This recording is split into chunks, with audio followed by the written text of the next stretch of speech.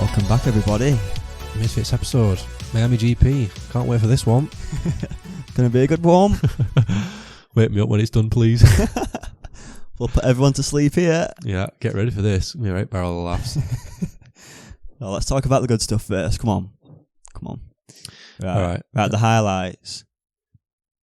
Moving on. Okay, moving on, yeah. Fair play. The bad stuff, let's go. Right. We need an hour's podcast for the bad stuff.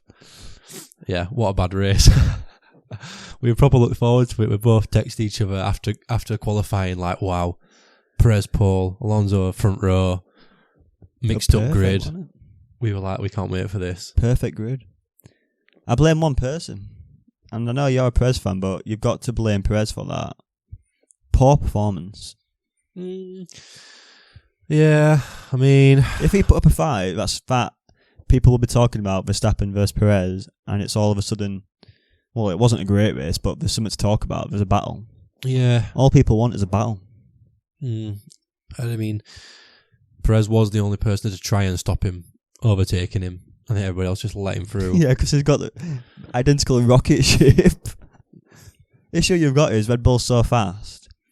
Then you've got, obviously, Aston Martin, Ferrari, Mercedes, but Alonso's just on it at the minute, so he's clear of everybody else. So there's Red Bull, gap to Alonso, gap to Ferrari, Mercedes. Yeah. Good old Lance Stroll's in the mixer. Is he? Not last weekend, but caught me off guard there. Yeah. No, he has been. Yeah. Baku, Bahrain. I mean, as long as he's finishing at top 6, 8, then he's doing his job. I expect him to get a little better. Especially with Alonso's wonderful mentorship. Yeah. To come Daddy Alonso, I need to Stroll. He knows what he's doing, Alonso. Yeah. You know that team radio? When he's saying, oh, good move from Lance into turn 1. I've watched Alonso for 17 years? And I can tell you for a fact, he were doing that just to try and increase his reputation. He knows everyone's listening.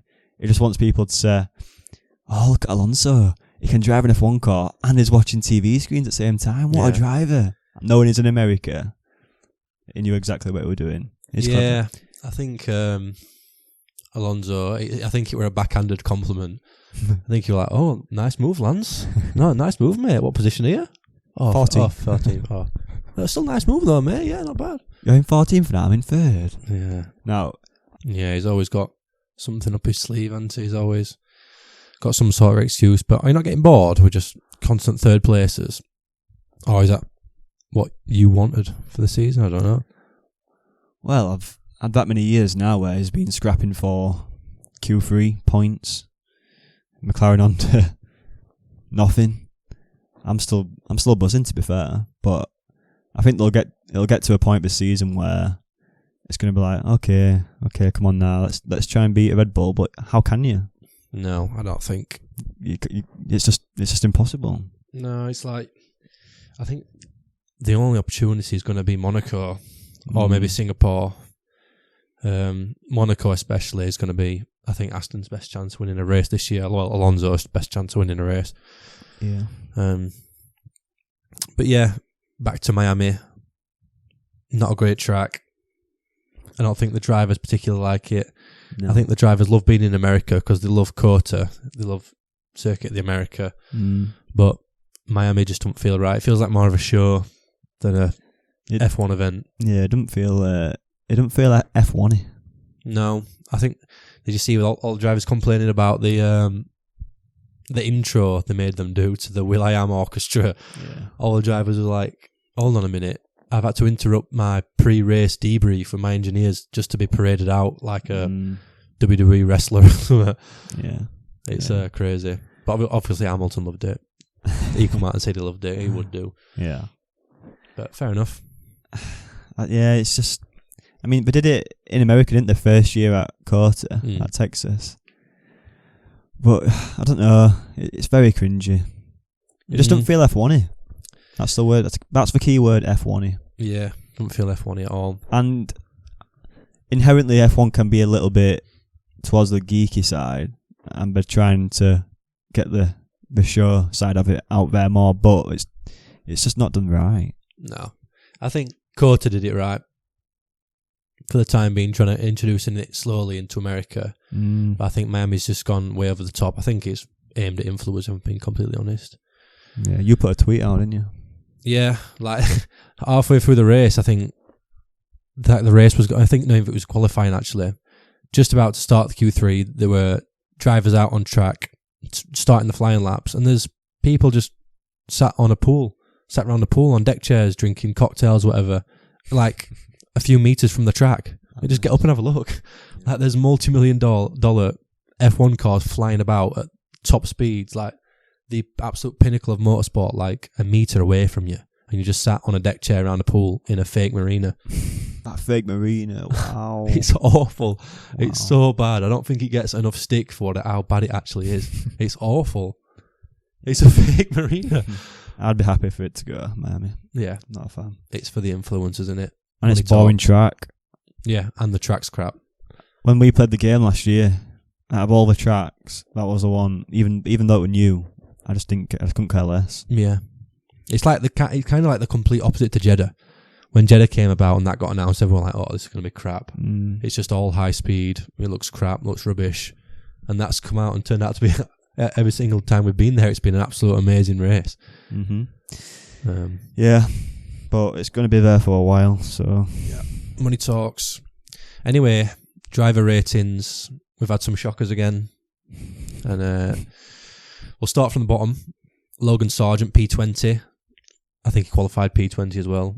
Yeah. Not great. Home race. Yeah, home race. I think he grew up like 13 miles, I think he said, from the track. Did you measure that? Yeah, I measured it. Me and Logan Sargent walked it, and then he crashed. Piastri 19th. You didn't get Sargent a rating? Oh, alright. Does he need a rating? 0. Started 20th, finished 20th. Nah, that's fun. You can't give 0. Okay, let's give him... I'll give him a 2 for showing up and not crashing. 2? I am being harsh. These are supposed to be the best drivers in the world. So yeah, he's got a 2 for not crashing. 19th, Piastri. 2 for not crashing. Come on, we've got to have high standards for these drivers. They're the best in the world, mate. I could tonk round in whatever, just go round, qualify 20th, finish 20th.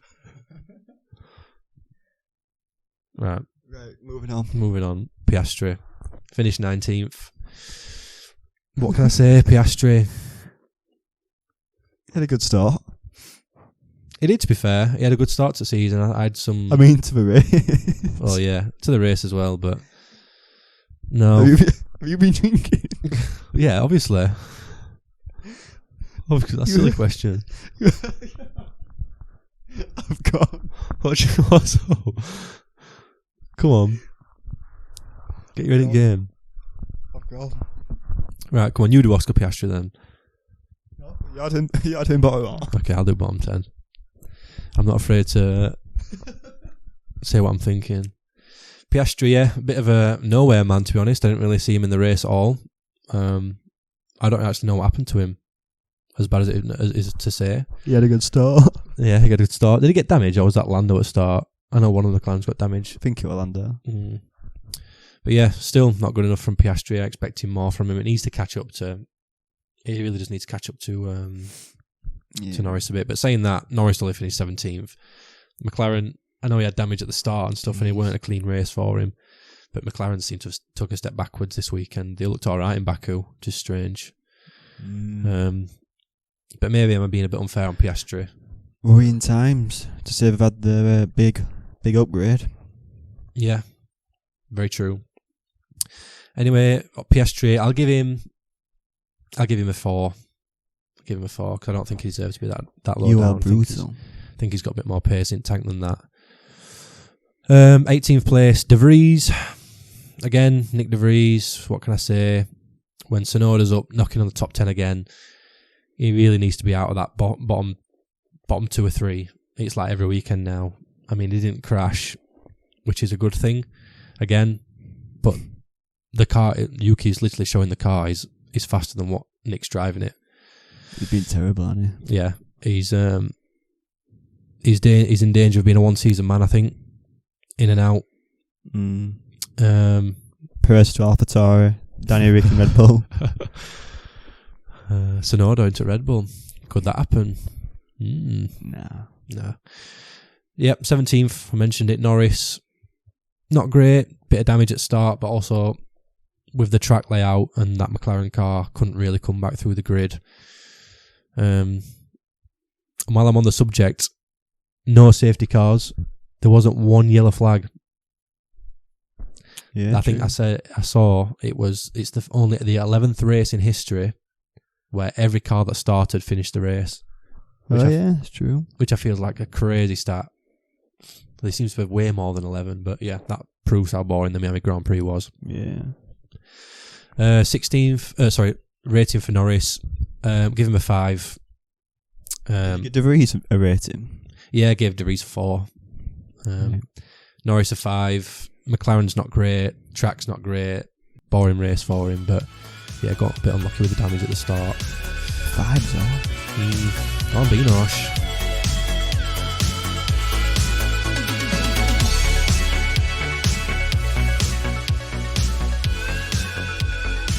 Guan Yu Zhou, 16th. Again, not much of a bit of a nothing race. I think he got stuck in the sort of DRS train behind Bottas. I think again the track not helping drivers out here. But 16th, he's beat both McLarens. I wish TV coverage would show more of the midfield battle. Yeah, there's some interesting battles. I know it was a DRS train, but still, a lot of time it just shows absolutely nothing going off up front. It just shows a gap between of like 15 seconds between Perez and Verstappen. We're waiting for something to happen. So yeah, Guan Yu Zhou, I'll give him a 6. 5. A bit of a nothing race for him. We've seen him perform better. We've seen him outperform Bottas pretty much all season, and Bottas has beat him. So I'll give him a 5. I'll be a bit harsh again. Hülkenberg, 15th. Again, poor race from Nico. All things considering. Magnussen put it in the top 4. I know it was a bit lucky in qualifying. But in the race, he held on to the Ferraris. Made Leclerc's race a bit tasted, didn't he? So it showed he's got pace in that Haas. But he was beat by an Alfa, and a Williams, and an AlphaTauri. So yeah, not a great race from Nico. I'll give him a 5 again. 14th place, Albon. I'll get through these a bit quicker now. So Albon, 14th place. Again, decent result in the Williams. He did get beat by Bottas though, but I think Bottas had a good race to be fair. Albon, I'll give Albon a 7. He's knocking on points pretty much week in, week out, I think. Definitely leading that team. Showing Sargent up a bit. So yeah, 7 for Albon. Bottas, good race for Bottas actually. He got into Q3 as well. Yeah, started 10th, didn't he? Yeah, so I'll give Bottas an 8.5. I think he only had one set of new tyres, and then obviously couldn't do his lap. So yeah, so it was actually, we looked at the Bottas from old, I think. The Mercedes Bottas came out for a race, which was massively needed because he would get in... It's been MIA, hasn't it? Yeah, big time. Big time. So yeah, decent result from Bottas, 8.5. I enjoyed that. 12th place, Stroll, poor race. Alonso showing that Aston Martin's on par with the Ferrari, if not better, this weekend. I mean, second fastest car this weekend. Stroll's ended up 12th. I think he qualified like 18th as well. Don't know what he was playing at. Poor race, poor qualifying. Needs to catch up. Did a good move into turn 1 though? Yeah, he actually did. Yeah, I'll mark him up from a 2 for that. I'll give him a 3. Still poor from Stroll, being harsh on him, but yeah, that were not good enough. 11th place, Yuki Tsunoda. Loves an 11th place, the kid. Bless him. Great result. What can I say? That AlphaTauri is not an 11th place car, I don't think. I think he's dragging it around. So yeah, I'm going to give Yuki a nice big 8. Enjoying his racing. He's been a lot more consistent as well, which is a massive step for him because I think he liked a lot of that last year. So yeah, that's the bottom 10. Top 10. Top 10, let's go. Yeah. Right, Kevin. P4, qualified well. Hülkenberg's been on form, beat him comfortably. What did you give Yuki? I give him Yuki an 8. Right, I'll give Kevin a 7. Esteban was 9th. Beat by Gasly in qualifying. Beat by him in the race. I'll give him 5. Then Gasly, I will give him a 7. Beat Ocon. Did his job. Started 5th. Beat Kevin at the start. Yeah. To be fair, Gasly's beat Ocon near enough every single race this season apart from one. Yeah. Doing alright, to be fair, even though we slated him last week. Yeah. Then we've got... Oh, it's Charlie Boy. Charlie Boy. Aye. Question marks for me. I'm not convinced. I do rate him, as you'll find out on our next episode, but I'm not convinced. I don't think he's the guy. Yeah, I mean, he's struggled, hasn't he? This season. He's fast, but he's very fast. Everyone knows he's fast, but I can't imagine him like in the heat of a proper championship battle. Like if he stayed with Max last season, I can't imagine him coping. I'd love to be wrong because I really like him. Got the potential, but yeah, question marks for me. So I'm not going to give him a rating. I'm going to give him a question mark. No, I'll give him a 4. Yeah, 4. Then we've got Lewis. Finished well. Beat by Russell in quali and the race. Did get held in a DRS train, to be fair to him. I'll give him a 6. Then we've got Sainz. You know, all the way through it, Alonso was toying with him at start. Yeah. But it beat Charlie Boy. But then Russell got him. I'll give him a... He got a penalty as well. I'll give him a 6. Russell did well. Slam dunk 8. Did his job. Yeah, nothing else for him to do, really. Yeah. Alonso, 12 out of 10. Simple. No. I'll give Alonso a 9. Nothing special, but what else can he do? That's what else can he do? I mean, it was saving it. It wasn't pushing it end. Last probably 20 laps, there were nothing to do. No, it's literally his maximum, that, innit, really? 3rd place at minute. Excuse me, Apple Watch going off. 9 for Alonso. Perez, stinker, 1. No. Jesus. No. I'll give him a 6. It started on pole. Max started 9th and it would be fair and square. No safety cars. Yeah. You would text me halfway through saying, if there's a safety car now, I'm done. If you want a safety car, no red flag, just fair and square. Got beat by somebody in the same car. Different strategy, yeah, but it was starting 9th. So he's getting a 6. Max started 9th, finished 1st, but we all know it's a rocket ship, so I'll give him a 9. Fair enough. That's me done. Can't complain with that. Although I'd have moved Perez up to an 8.9, just a bit behind Verstappen. No, I'm joking, he got trounced. I think that's it. Championship battle. I think it's over. Yeah, I said that though. I don't know if I said it on the podcast, but I think that the races between Baku and you did. Yeah. Monaco, or sort of Monaco and Singapore, between those races there's not really any Perez tracks. So I think that'll decide the championship if Perez can keep up. And I think the answer we've just seen is I don't think he can on normal tracks, unfortunately. Hopefully it's just a one-off. I'm looking forward to seeing some proper tracks. It feels like I've had so many street circuits. Yeah. We've had Baku, Australia, Miami, Saudi Arabia. We only had Bahrain, which is a proper track. Yeah, but we've got Imola, Barcelona, then another street circuit, to be fair. Yeah. But looking forward to seeing Barcelona. Actually, they got rid of the crappy chicane at the end, haven't they? Yeah. It's just going to play more into Red Bull's hands. Yeah. Wonderful. There we go. So, yeah, we're not going to dwell too much on Miami. It was a crap race. We all looked for it. It made it worse that we all looked forward to it so much from qualifying. I think we all got our hopes up so high just for it to be so crap. Yeah. It's done. We've got it out of the way. Yeah. Right. Moving on quickly.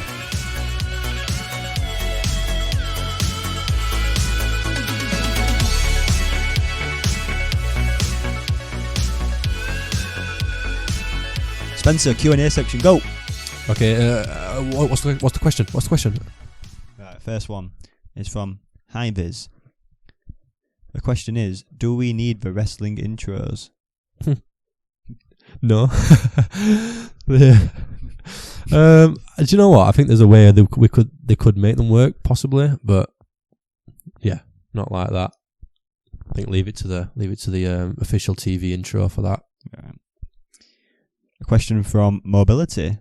Why do you think Red Bull didn't start Checo on the hard tyres? Were they concerned about the start? Yeah, I think so.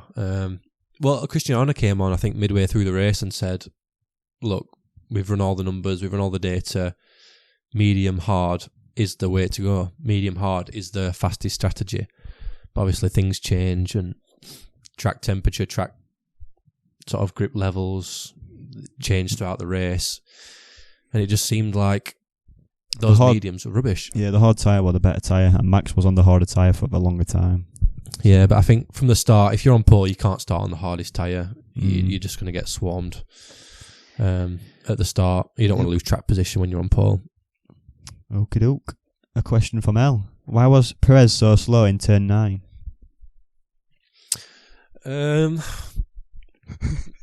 It's a very technical question.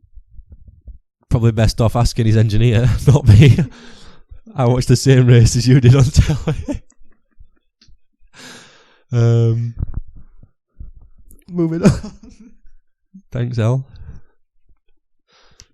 Give me an easy one. Come on, get yourself together. A question from Maurice. Predictions for what will happen to Red Bull when Ford takes over in 2026?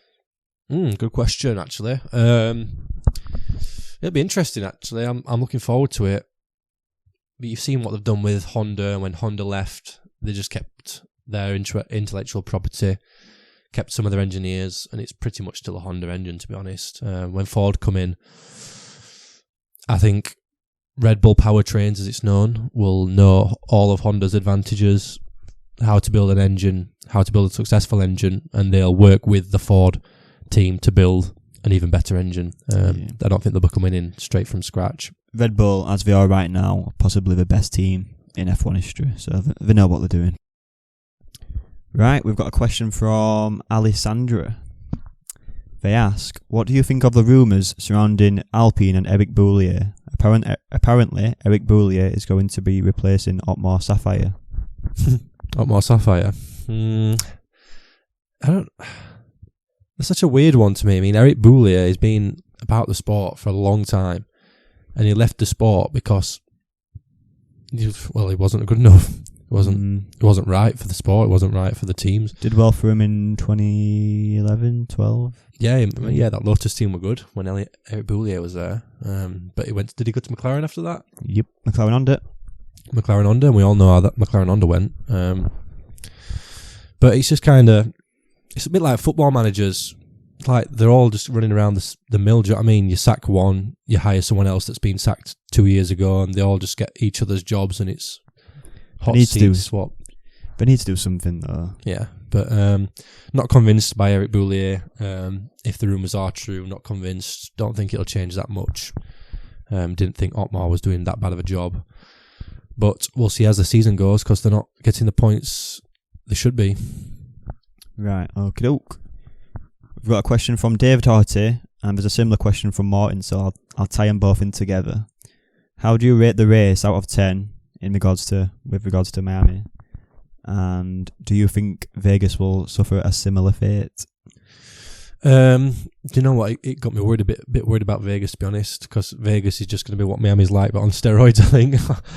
It's going to be crazy. I'm sure I've seen somewhere that there's a ticket sold for the Las Vegas Grand Prix for over $1 million. So, yeah, it's going to be another one of those kind of shows, I think, in Vegas. It all depends on the track. I mean, us F1 fans, we are quite shallow when it comes to if a race is good or not. If the track's good and the racing's good and there's action, you can parade the drivers around and have the influencers there as long as the sport is good. I mean, that's what we care about. We care about the sport. We don't care about anything else. We don't care about the fake marinas and the Vegas Strip. I mean, yeah, it's cool, don't get me wrong. But as long as the racing's good, I don't think we're that bothered. But yeah, going back to the race, Miami race out of 10, it was a stinker.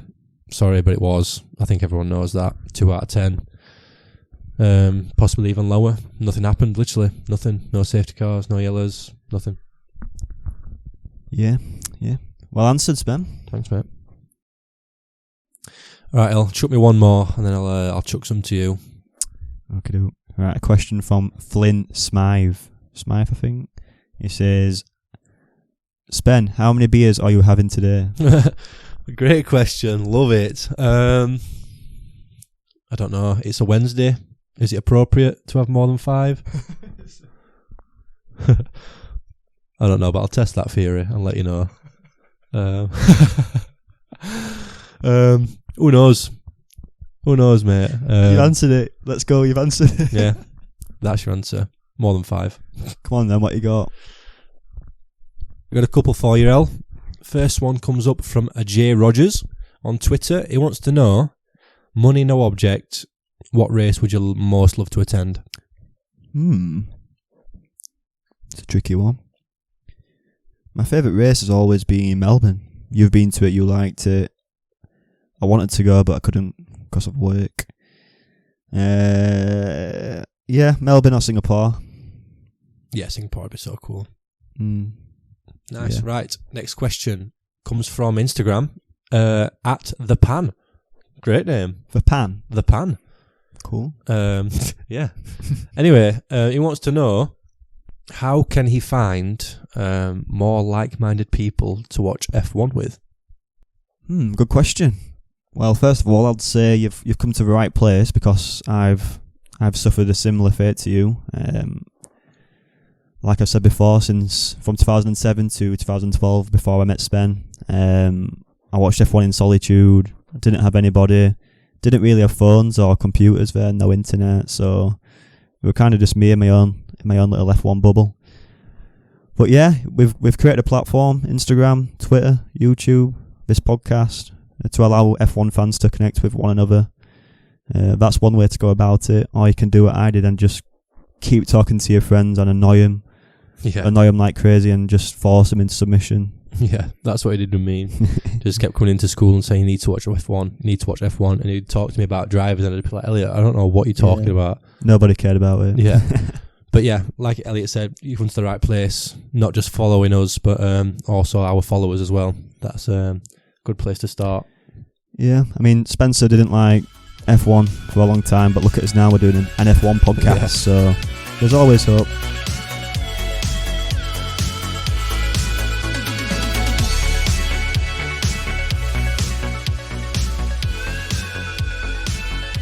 So yeah, just to finish up, we've got some exciting news. In a couple of days' time, we've got a special edition episode coming out, and I'll let Spen elaborate more on that.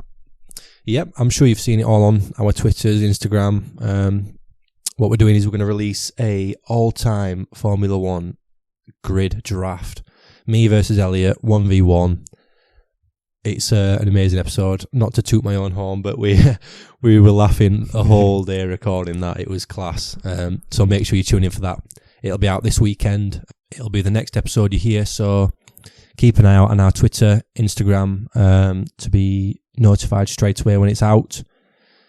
Yeah, you don't want to miss that one. Out Friday, yeah? Friday it is. You've heard the man. Be there or be square. Yeah. Right, thanks everybody. See you at the weekend. See ya.